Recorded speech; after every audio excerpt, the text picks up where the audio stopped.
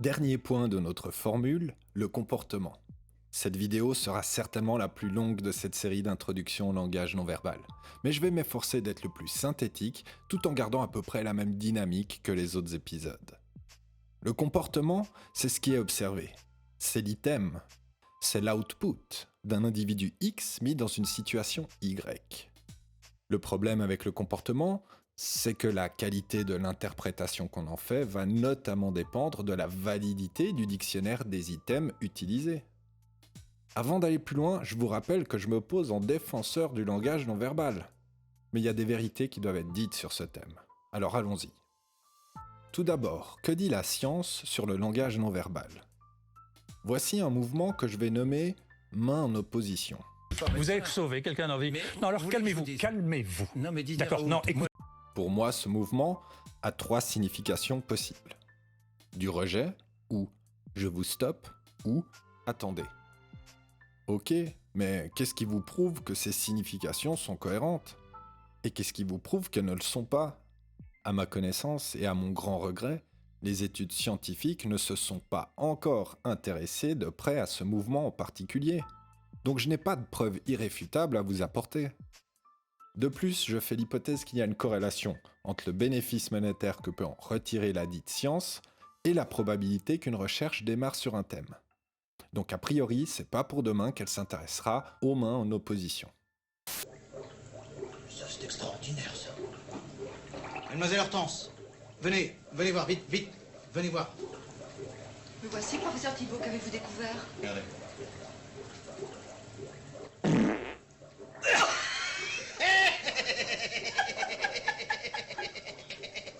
Selon moi, ce n'est pas parce qu'un mouvement n'a pas été démontré par des recherches sérieuses qu'il faut nécessairement l'invalider.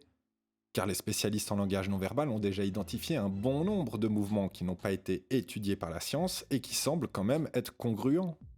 Qu'est-ce qui me permet de dire ça ? L'expérience justement. Quand on vous propose un item avec sa signification, au départ, vous faites confiance ou non à la méthode.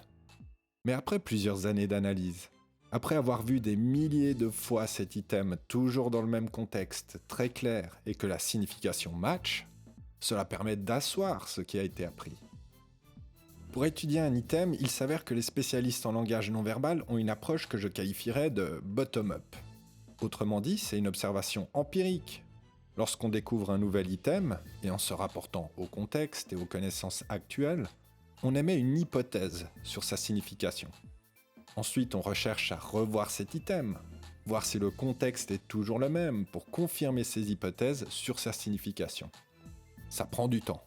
Et ça fait plus de 30 ans que les spécialistes en langage non verbal fonctionnent ainsi. Et nous sommes tous très impatients que les académiciens, avec une approche plutôt top-down, puissent confirmer ou infirmer nos recherches. Avec des IRM, des électrodes et des personnes qui possèdent des doctorats et tout ce qui va avec. Chose que je ne peux pas faire à mon échelle. Heureusement, tous les items n'ont pas été laissés pour compte et les scientifiques ont aussi fait un bout de chemin sur les connaissances du cerveau et du langage non verbal ces dernières décennies. Maintenant, voyons ce que disent les instituts de formation et les divers spécialistes en langage non verbal. La vérité, c'est que les spécialistes en langage non verbal ont souvent suivi des cursus différents. On pourrait dire des courants de pensée. Et le nombre d'ouvrages sur le thème ne laisse aucun doute à ce sujet. Et vu qu'ils ne disent pas exactement tous la même chose, ça veut donc dire qu'il y en a forcément qui se trompent sur l'interprétation des items. Mais lesquels ? Comment savoir quel courant de pensée propose le dictionnaire d'items le plus cohérent ? Dans l'idéal, il faut prioriser les courants de pensée qui ont étudié des items de manière documentée, avec des vidéos à appui, utilisant un protocole et une démarche scientifique. De plus, j'ai pu constater que certains spécialistes restent sur leur position sans jamais en démordre. Pourtant, il faut avoir l'honnêteté intellectuelle de reconnaître si l'interprétation d'un item ne colle pas. Il ne faut pas tomber dans le dogme et accepter qu'il faille peut-être poursuivre et affiner les recherches sur certains items. C'est ça la démarche scientifique, non ? Et s'ajoute à cela mon expérience personnelle. En effet, on m'a présenté un dictionnaire d'items. Mais j'en ai trouvé d'autres à travers les années et mon expérience. Et je n'ai pas fait d'études statistiques par moi-même. Simplement, ce sont des mouvements que j'ai vus tellement de fois que j'ai pu en établir par moi-même une signification. Et de nouveau, rien ne prouve que la lecture que j'en fais soit congruente. En revanche, ce que je n'aimerais pas que vous reteniez de mon propos, c'est que les instituts disent tout et son contraire. Non. Heureusement, beaucoup de courants de pensée sont d'accord sur une bonne partie du dictionnaire, car le domaine du langage non verbal a également eu la chance d'avoir des recherches sérieuses à propos de certains mouvements. Je pourrais nommer le professeur Ekman, qui a passé sa vie à étudier les émotions et la façon dont elles apparaissent sur le visage. Et même si tout son travail n'est pas parfait, ce genre d'études permettent néanmoins de tendre vers une uniformisation des connaissances en langage non verbal parmi les différents courants de pensée existants. Voilà ce que je peux vous dire à ce stade sur la validité de l'interprétation des items. Tout en restant sur le thème du comportement, je vais passer maintenant du coq à l'âne. Autre point de vigilance essentiel, c'est l'équivalent des homonymes dans la langue française, c'est-à-dire des mouvements qui sont identiques, mais qui ont une signification différente. En langue française, si je vous dis « il m'a cassé les boules », on peut comprendre ça de différentes manières. Mais dès que le contexte est posé, cette phrase ne laisse plus de place au doute. C'est la même chose pour le langage non verbal. Voici 3 bouches. Elles semblent toutes afficher la même émotion, c'est-à-dire la tristesse. Et pourtant, premier cas, c'est bel et bien la tristesse. On m'a enlevé mon père. À moi, mes frères et sœurs, certains qui sont derrière. Et je sais que je le retrouverai pas. Le contexte ne laisse aucun doute sur la signification, et en plus, il y a une confirmation grâce au mouvement des sourcils. Deuxième cas, c'est « je ne sais pas ». Quand vous ne savez pas quelque chose, il est possible que vous l'affichiez de cette façon. Regardez, le contexte est très clair ici avec cette personne qui parle de Dieu. Deus. Qual? Dos egípcios? Tem tantos. Dos romanos? Tem tantos. Dos árabes?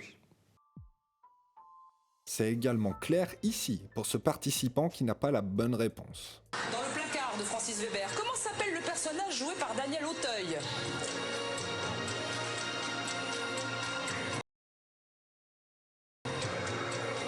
Le balai. De toute évidence, cette personne n'a pas la réponse. Troisième cas, cela signifie « bien joué »,« joli ». Un mouvement un peu plus rare à voir, mais tellement évocateur d'une personne impressionnée par une performance. Par exemple ici, sur la qualité de la blague. Valse, bien, pas bien, tout ça. Il est peut-être pas à sa place. C'est vrai qu'on n'a jamais vu un ministre de l'Intérieur qui s'occupe autant de l'exportation. Allez, je vous en mets un autre car j'adore cet item.